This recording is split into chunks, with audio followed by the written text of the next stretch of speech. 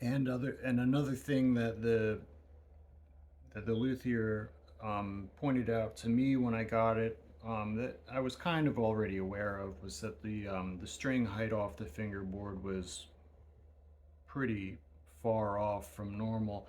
Um, Typically, um, you're gonna have about, I think it's 5.5 millimeters, five and a half millimeters for the G string. We were at about 2.5 millimeters for the G string, um, and that was with um, a fingerboard height of 35 millimeters, which is 2 millimeters higher than typical.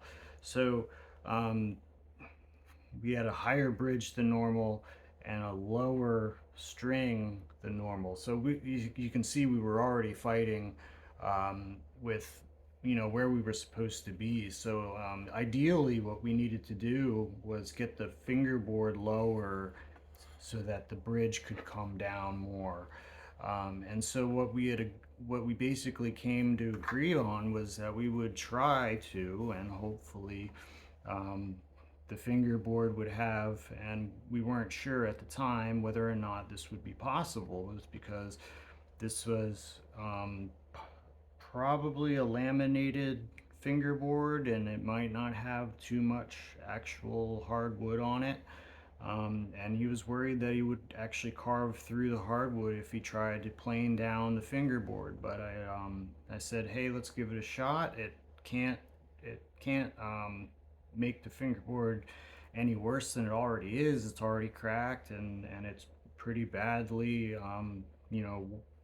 worn.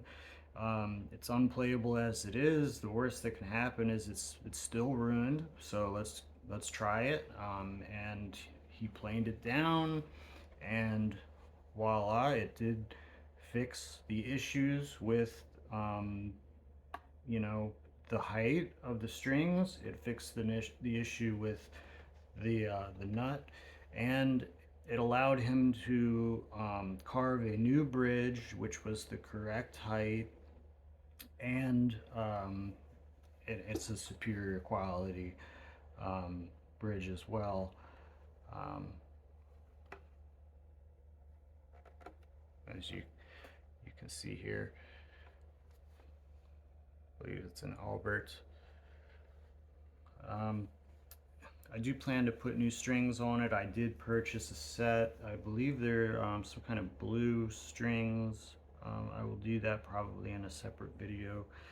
Um, so I just wanted to say, like, this was advertised as a completely playable instrument, like in good condition. And while I do agree that, like, for the price that I paid for it, I got an instrument that in a shop, if this was in playable condition, I would have been very, very pleased, because it does have a pretty good sound. Actually, I mean, I think it sounds fantastic for the price. But if if I if I bought this instrument thinking it was going to be playable, and then received it and I didn't know anything about an instrument like this, then I would have been devastated because I wouldn't have known what to do. Um, but luckily, I mean, the I'm not the person who's starting out fresh in this. So I have the experience to know what to do and who to ask.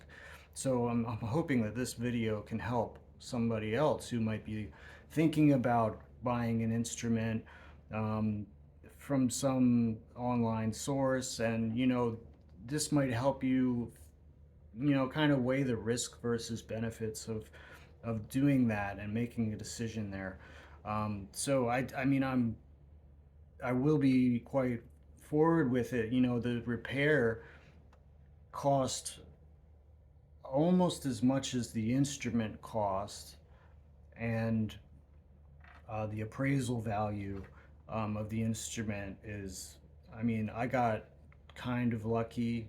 Um, it it is worth a little bit more than the addition of the two together.